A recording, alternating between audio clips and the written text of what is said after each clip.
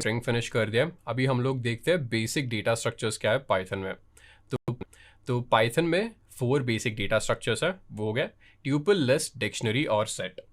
तो सबसे पहले ट्यूपल के साथ स्टार्ट करता है। तो जैसे यहाँ पे लिखा है, tuple is an ordered collection of elements enclosed with in round brackets. तो ये ऑर्डर्ड कलेक्शन ऑफ एलिमेंट्स है। तो अभी तक हम लोग वेरिएबल्स के साथ काम कर रहे थे जिसमें आप एक ही वैल्यू स्टोर कर सकते थे। तो अभी जैसे जैसे डेटा बढ़ता जाएगा आपको बहुत सारे एलिमेंट्स एक साथ आपको स्टोर करना पड़ेगा। तो यहाँ पे ये सब डेटा स्ट्रक्चर्स आते हैं। तो जैसे आप ट्यूपल में हेट्रोजेनस एलिमेंट्स मतलब डिफरेंट एलिमेंट्स स्टोर कर सकते हो। तो जैसे आप देख रहे हो यहाँ पे मैंने एक इंटीजर वैल्यू स्टोर किया है, स्ट्रिंग वैल्यू स्टोर किया है और एक लॉजिकल वैल्यू स्टोर किया है इन राउंड ब्रेसेस के अंदर, और इसको मैं स्टोर कर रहा हूँ TUP1 के अंदर। और जैसे यहाँ पे लिखा है ट्यूपल्स आर इम्यूटेबल, मतलब अगर आप कोई वैल्यू इसमें स्टोर कर देते हो फिर उसके बाद आप उसमें कोई चेंज नहीं कर सकते। तो बेसिक प्रीमाइस ट्यूपल का ये है। तो आप डिफरेंट एलिमेंट्स एक ट्यूपल के अंदर स्टोर कर सकते हो और वो एक ऑर्डर में स्टोर होंगे, और एक बार आपका ट्यूपल बन जाए उसके बाद आप कोई भी चेंजेस उस ट्यूपल के अंदर नहीं कर सकते। तो पहले एक्चुअली पाइथन में जाते हैं और हमारा पहला ट्यूपल बनाते हैं। यहाँ पे TUP1 लिखूंगा मैं यहाँ पे। और जैसे मैंने आपको बताया ट्यूपल क्रिएट करने के लिए आपको राउंड ब्रेसेस यूज़ करने पड़ेंगे। तो मैं राउंड ब्रेसेस यूज़ कर रहा हूँ।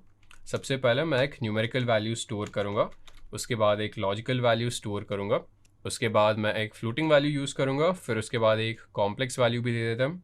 कॉम्प्लेक्स वैल्यू मान लीजिए 5 - 7j हो गया यहाँ पे। तो मैंने ट्यूपल क्रिएट कर लिया है। TUP1 प्रिंट करते हैं और ये हमारा ट्यूपल हो गया। फिर इसका टाइप चेक करेंगे, टाइप ऑफ TUP1। तो जैसे आप देख रहे हो ये हमें बता रहा है हमने एक ऑब्जेक्ट क्रिएट किया है और उस ऑब्जेक्ट का टाइप है ट्यूपल। तो वो ट्यूपल के बेसिक्स हो गए। फिर अभी देखते हैं अगर इंडिविजुअल एलिमेंट्स या फिर इंडिविजुअल आइटम्स एक्सट्रैक्ट करने हो ट्यूपल से तो कैसे कर सकते हैं। तो स्ट्रिंग और ट्यूपल बेसिकली सेम ही तरह काम करते हैं और इंडेक्सिंग जो है 0 से स्टार्ट होता है। तो यहाँ पे 1 2 3 4 5 6 एलिमेंट है यहाँ पे। और जैसे मुझे फर्स्ट एलिमेंट अगर एक्सट्रैक्ट करना हो तो फिर से पहले ट्यूपल का नाम दे दो, उसके बाद इंडेक्सिंग कर दो। इंडेक्सिंग के अंदर आप कौन सा इंडेक्स चाहिए, कौन सा एलिमेंट कौन से इंडेक्स पे है।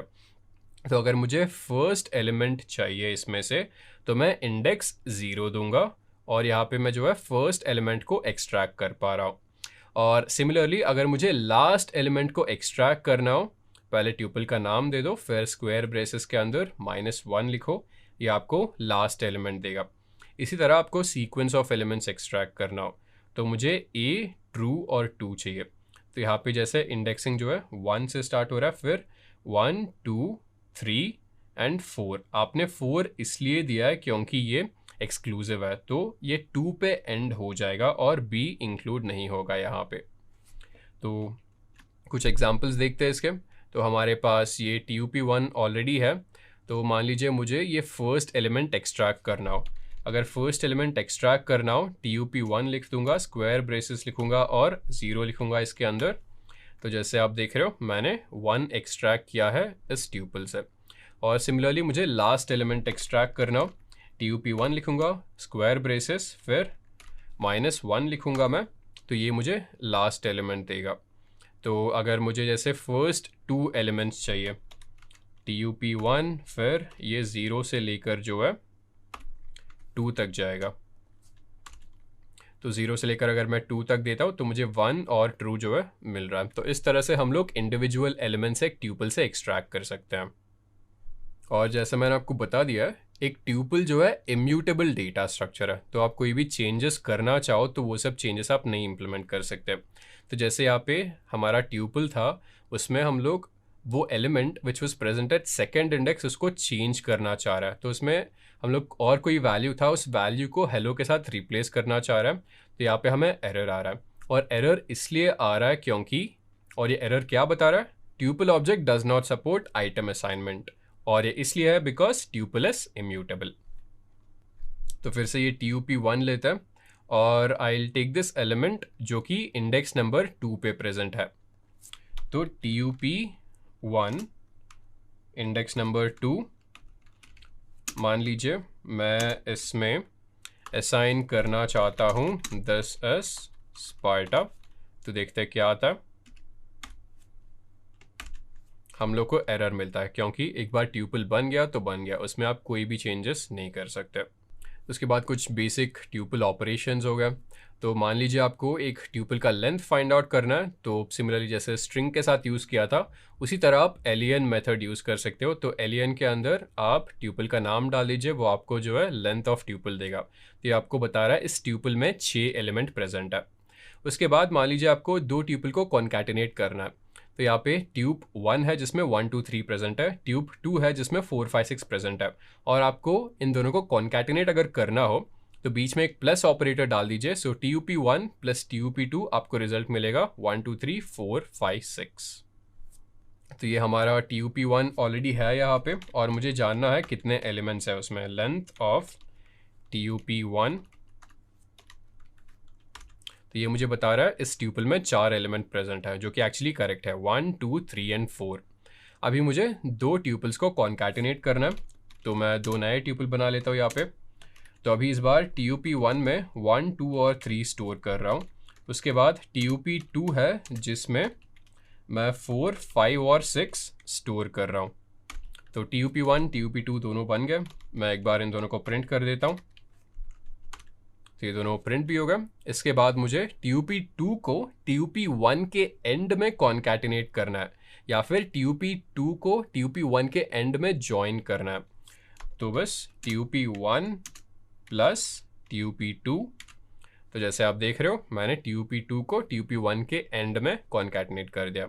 अभी देखते हैं अगर इन दोनों को चेंज करें, TUP2 प्लस TUP1 करे तो क्या मिलता है। तो जैसे आप देख रहे हो अभी मैंने TUP2 के एंड में TUP1 को कॉन्कैटिनेट किया है। तो जो भी वेरिएबल आप पहले देते हो या फिर जो भी ट्यूपल आप पहले देते हो वो उस ट्यूपल के एलिमेंट्स आपको पहले मिलेंगे, और फिर प्लस ऑपरेटर के बाद जो भी ट्यूपल देते हो वो पहले ट्यूपल में कॉन्कैटिनेट हो जाएंगे। तो ये सीक्वेंस डिपेंड करेगा आप कैसे देते हो। तो इसके बाद देखते हैं आप, तो इसके बाद अगर आपको जैसे कोई ट्यूपल के एलिमेंट्स को रिपीट करना हो तो देखते हैं कैसे करना है।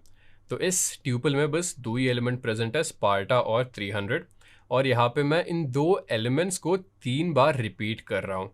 तो अगर रिपीट करना हो बस इनटू ऑपरेटर यूज़ करिए, और जितनी बार रिपीट करना हो वो वाला नंबर डाल दीजिए, क्योंकि मुझे 3 बार रिपीट करना है। यहाँ पे मैं इंटू 3 कर रहा हूँ और यहाँ पे ये सब रिपीट हो गए। तो यहाँ पे कुछ कॉम्प्लिकेटेड ऑपरेशन कर रहे हैं हम लोग, मतलब ज़्यादा कॉम्प्लिकेटेड नहीं है बट बेसिक्स के लिए थोड़ा सा है। तो यहाँ पे TUP1 है, TUP2 है, और सबसे पहले मैं यहाँ पे TUP1 को 3 बार रिपीट कर रहा हूँ। 3 बार रिपीट करने के बाद TUP2 में जो भी एलिमेंट्स है उनको यहाँ पे कॉन्कैटिनेट कर रहा हूँ। तो इन दोनों को एग्जांपल्स देख लेते हैं एक बार। तो हमारे पास TUP1 और TUP2 ऑलरेडी प्रेजेंट है। तो मैं TUP1 के एलिमेंट्स को अगर 5 बार रिपीट करना चाहूँ तो TUP1 इंटू 5 लिख देता हूँ, देखते हैं रिजल्ट क्या आता है। तो जैसे आप देख रहे हो 1 2 3 5 बार रिपीट हुआ है, first time, second time, third time, fourth time और फिफ्थ टाइम। तो मैंने 5 बार जो है इन एलिमेंट्स को रिपीट किया है। तो ये मेरा हो गया। इसके बाद इसी में जो है मैं ट्यूपल 2 को कॉन्कैटिनेट कर देता हूँ। यहाँ पे प्लस लिखूंगा, इसके बाद TUP2 लिखूंगा, तो देखते हैं रिजल्ट क्या आता है। राइट, ये मेरा पूरा ट्यूपल 1 के एलिमेंट्स को 5 बार रिपीट किया है। उसके बाद ट्यूपल 2 के एलिमेंट्स को मैंने एंड में कॉन्कैटिनेट कर दिया है। इसके बाद फिर से कुछ बेसिक फंक्शंस देखते हैं ट्यूपल के। तो मान लीजिए हमें मिनिमम और मैक्सिमम वैल्यू फाइंड करना हो, तो बस मिन फंक्शन और मैक्स फंक्शन यूज़ करना होगा। मिन फंक्शन में आप ट्यूपल का नाम डाल लीजिए और ये आपको बता रहा है इस ट्यूपल में मिनिमम वैल्यू इज 1। फिर मैक्स फंक्शन जो है सिमिलरली एक्ट करता है। मैक्स फंक्शन के अंदर if you put in TUP1 ये आपको बताएगा मैक्सिमम वैल्यू इज 5। तो फिर से मैं और एक ट्यूपल बना लेता हूँ यहाँ पे TUP1, इसमें कुछ वैल्यूज़ डाल लेता हूँ मैं 10 20 30 40 50 एंड 60। फिर मुझे जानना है TUP1 में मिनिमम वैल्यू क्या है, मिनिमम ऑफ TUP1, और ये मुझे बता रहा है इस ट्यूपल में मिनिमम वैल्यू 10 है। उसी तरह अगर मुझे जानना है मैक्सिमम वैल्यू क्या है, तो मैक्स ऑफ TUP1, और ये मुझे बता रहा है कि इस ट्यूपल में मैक्सिमम वैल्यू इज 60।